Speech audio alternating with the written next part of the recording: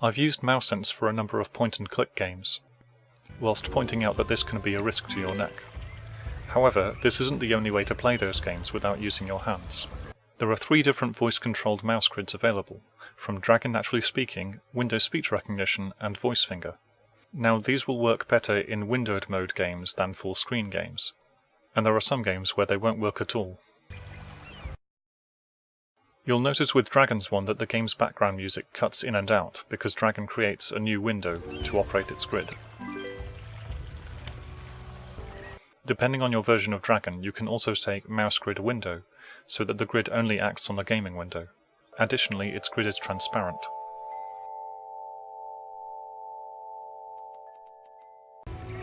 Windows Speech Recognition's grid does not cause the background music to stop, but it does have a little opacity, which will make it slightly harder to see things. On a screen 1280 pixels wide, you can expect to be using 4 or 5 numbers with both of those mouse grids in order to get to your target.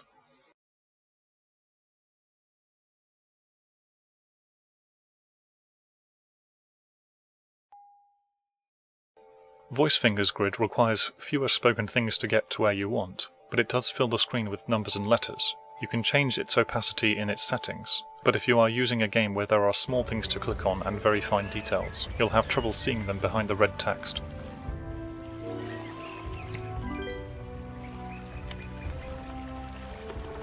The other alternative is to use something like VoiceBot, with a profile such as the one for Square Cells, which has the cursor moving in a grid. In this case, it moves by 31 pixels and occasionally by 10 pixels when I use the third command. With this, you could feasibly play the vast majority of point-and-click games, because it works on any game, whether they are windowed or not, and even if you have to run them in administrator mode. Here you can see the actual sizes of squares of various pixel widths in 1280 by 720, alongside the minimum grid size required to land on the hitboxes in various games in 720p. Showing that it's very rare to need to hit anything smaller than 25 pixels, or smaller than 30 when full screen.